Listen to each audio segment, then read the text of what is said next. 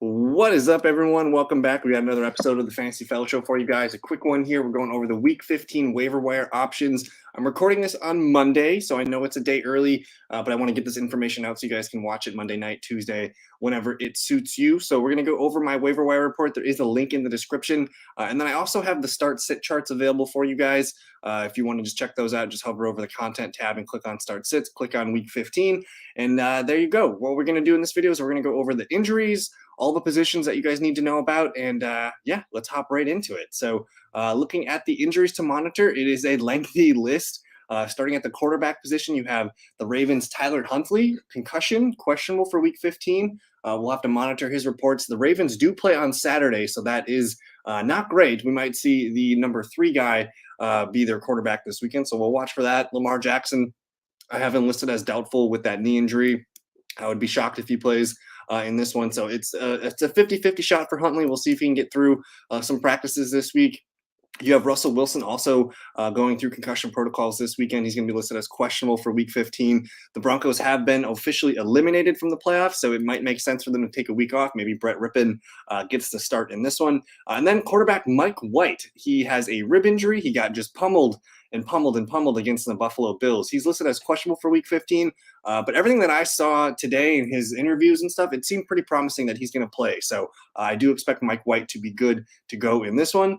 And then we'll move on to the running backs here. You have Dameon Pierce, questionable with an ankle injury. He got hurt late in the game. He wasn't able to return to the game. They said that it sounded like he's okay. He's got a 50-50 chance to play this week. And Lovie Smith did say it's going to be hard for him to sit out. So I'm leaning towards him playing. It's a good matchup against the Chiefs. We'll see. Again, 50-50. We'll see if he can get some practice participation in on Wednesday. You have Mike Boone with an ankle injury. I have him listed as doubtful. He was kind of carted off with that ankle injury, and that's what allowed Marlon Mack to get into the game. So probably no Mike Boone. That means more opportunities for Latavius Murray, and then, of course, Marlon Mack. Jeff Wilson, hip injury. He's going to be listed as doubtful for Week 15. He avoided some serious injuries, so it doesn't sound like a out for the year type injury, but probably out for 1 to 2 games. That's going to be good things for Raheem Mostert. You have Damian Harris, who I'm waiting. Again, this is Monday night. I have a football game going on in about 2 hours. I don't think Damian Harris is going to play on this Monday Night Football game, which we'll have to watch his practice reports and participation to see if he's going to play in Week 15. So he's a true question mark. Good things for Ramondre Stevenson either way. We have Kenneth Walker listed as questionable.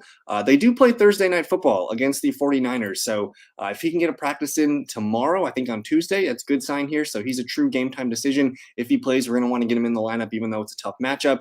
Same thing with DJ Dallas. He's probably more doubtful than questionable. He's got the high ankle sprain. They've been kind of dodging, the questions with Kenneth Walker, what really is his ankle injury. But I would expect Walker has a better chance to play than Dallas.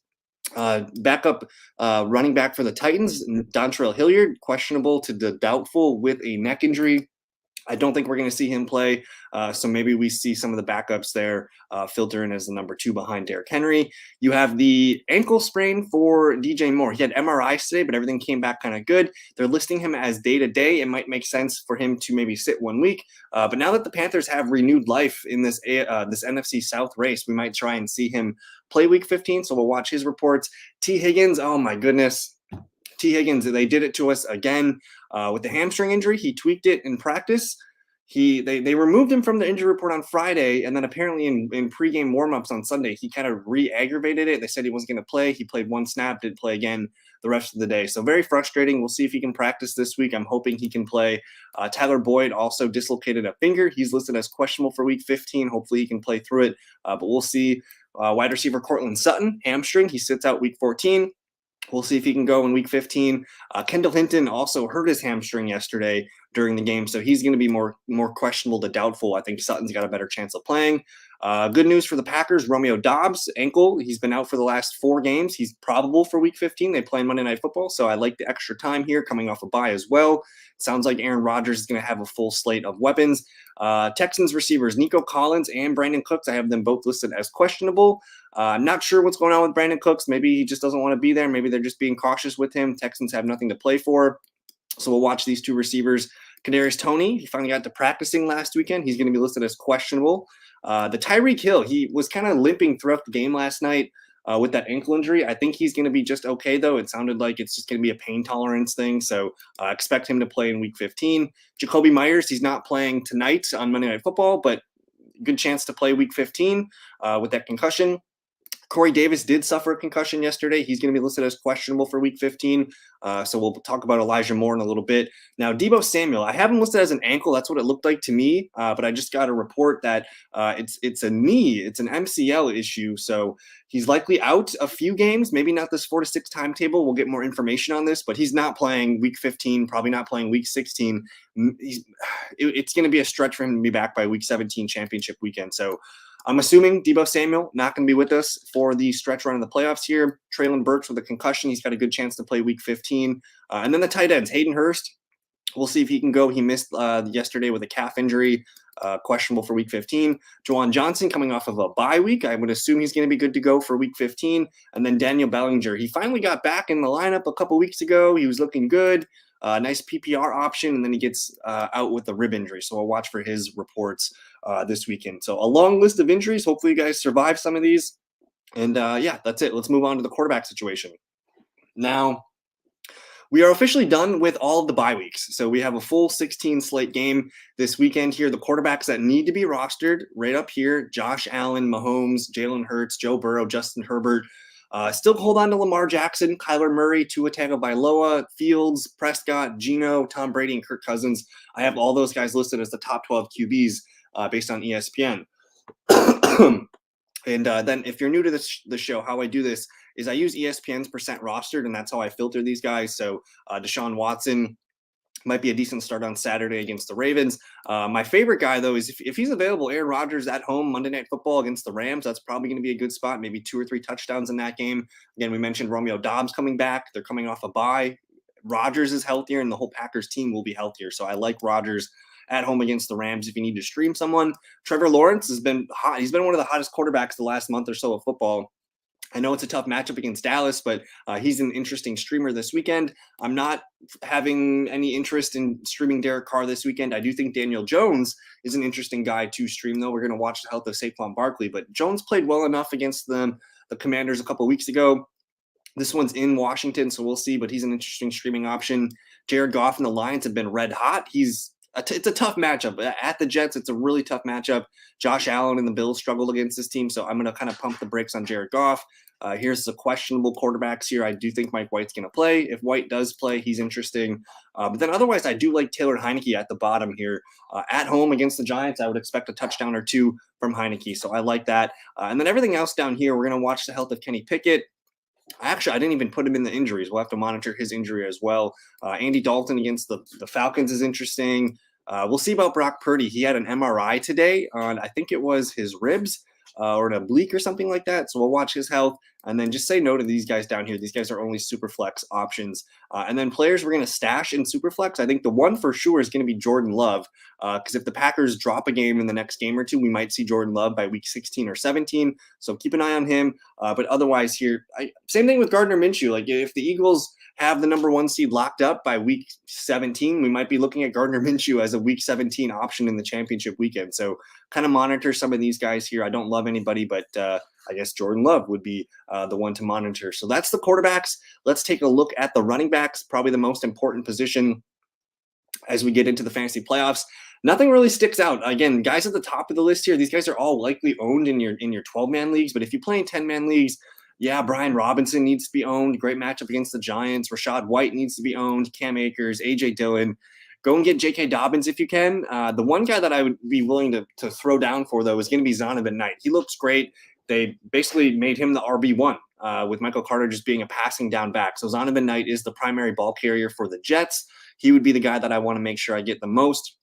And then you just got a bunch of handcuffs here. I think if you have the roster space at the end of your bench, just go ahead and start stashing some of these handcuffs if they're available.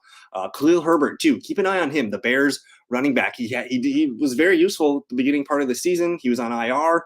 It sounds like he has a chance to be activated and playing in week 15, if not week 16. Of course, there's Jerick McKinnon there. He might be one of the best standalone guys here. So if you play in PPR leagues, McKinnon would probably be the guy to pick up this weekend. And then if you can't get Zonovan Knight or McKinnon, It's Chuba Hubbard. He has kind of forced a 50-50 split here with Deonta Foreman. He got the touchdown last weekend from the 1 yard line, which surprised me. I figured that would go to Foreman. But Hubbard looks good. He had less touches, but better. He matched him in yards, so he's more efficient with his yards per carry.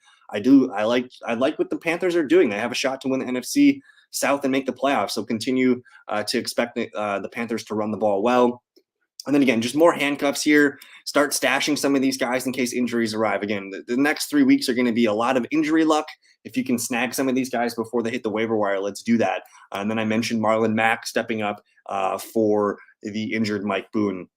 But that's it. That's the running backs. We'll move on to the wide receivers. The wide receivers, it's always easier to find wide receivers on the waiver wire. So again, I'm going to work from the bottom up. I think Richie James is worth a PPR dart throw. Chris Moore, I'm going to like Chris Moore if Nico Collins and Brandon Cooks continue to sit. If one of them's back, I still like Chris Moore as a slot receiver. Ben Skowronek had a nice touchdown last weekend. He could be used in 12-team deeper leagues. If DJ Moore's out, that's going to mean Terrace Marshall Jr. has a chance to be the wide receiver one. Not a great spot for Terrace Marshall, but I do think if he's the wide receiver one, he's got a chance for a touchdown and to lead the team in yards and targets. Alec Pierce has been playing well. He's coming off of a bye. We could see him step up into a larger role here.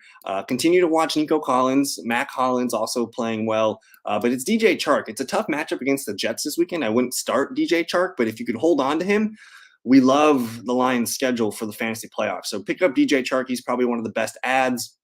Van Jefferson's the wide receiver one for the Rams, I think, going forward. And then Jameson Williams. I've been getting a lot of questions on Jameson Williams. I love him as a player. He's going to be hard to trust. I don't know if we're ever going to trust him in our starting lineup. He only had 2 targets yesterday. He did catch a broken play for a touchdown. So I like what I'm seeing here. I don't know if I'm going to go pick him up, though, over some of the guys we've discussed. Go ahead and pick up Elijah Moore. Again, Corey Davis with a concussion, probably not going to play this weekend. Fun matchup against the Lions. I do think Paris Campbell has some PPR value. And then the guys here, they're probably owned in some of your more savvier leagues, but Donovan Peoples-Jones, great matchup against Baltimore coming up. And then Darius Slayton had a really good game against the Commanders a couple of weeks back. So those two, I love them. Pick them up if you can. And then as well as Treylon Burks, who I expect to be back week 15. And then, of course, these guys are probably all owned. If they're available, please go pick them up. And, we'll move on to the tight ends. Tight end is a crapshoot. If you don't have Kelsey, Andrews, Hawkinson, Kittle, Freiermuth, Schultz, Everett, Njoku, or Dallas Goedert, who Goddard's got a chance to play this weekend, so I'm excited about that. We're looking at a bunch of junk here on the waiver wire, and I should probably spell his name right, but Chigoziem Okonkwo, they call him Chigo. Looking like a young Delaney Walker, man. He caught a touchdown. He was involved in the offense. I know Treylon Burks coming back might limit his targets, but he has been a very useful tight end in the last 3 or 4 games. So I like Okonkwo. You can plug him in and play him. We're going to wait and see if Juwan Johnson's healthy. If Daniel Bellinger's going to play, I think I'm okay with that. But otherwise, Tyler Conklin, maybe the Jets tight end could be streamed. Evan Ingram, I'm probably going to add some stars and some bold to that because that game he had yesterday is hard to ignore. He almost put up 40 fantasy points for the tight end position. It's a good spot to own the Jags pass catchers down the stretch here. So Evan Ingram would be the number 1 pickup. Otherwise, Chigo, check out Greg Dulcich. Check out Cole Kmet. Darren Waller might be back, but probably not. And then Dawson Knox and Tyler Higbee, these high-owned guys, I would go with Dawson Knox. So not a great waiver wire for tight ends. Check out Evan Ingram. Check out Chigo. I'll get that updated there. And then streaming defenses. To wrap it all up here, you have my favorite one is the Chiefs at Houston. We don't expect the Houston Texans to score a lot of points. The Chiefs got a touchdown last weekend or yesterday against the Broncos. Chiefs would be probably my number 1 streaming defense this weekend. Otherwise, I do like the Commanders. They tied with the Giants 2 weeks ago in New York. They only allowed 20 fantasy points here. But if Saquon Barkley's dinged up and stuff, that kind of takes some of the momentum out of the Giants offense. So I do like Washington. I like Kansas City. Keep an eye on the New Orleans Saints. So if they're available, they're going to get the rookie Desmond Ridder in his first career start. I like that a lot. The Packers defense at home against Baker Mayfield, he's been known to be pretty turnover prone in the past. Packers also coming off of a bye, so I do think the Packers at home against the Rams, Monday Night Football has some play. And then the Bengals defense. If you need another defense here, Bengals at Tampa Bay. Tampa Bay just they can't get anything going on offense. So I do like Cincinnati a little bit. And then the final one would be the Panthers versus the Steelers, especially if it's going to be Mason Rudolph starting. So we'll watch that. But those are the defenses I like, and that is it for the Week 15 waiver wire preview. If you guys want to hang out with us on Wednesday night, we'll be going over the start sit. So come with your questions And then if you guys do have any questions on your waiver wires, please let me know. I'll probably end up doing a live stream tomorrow night just because it's fantasy playoff season and I need to be available for you guys. So thank you so much for your time watching the video. Let me know if you have questions here. You can always find me on Twitter, TikTok, all those good places. And yeah, thank you guys for your time. We'll see you later. Peace.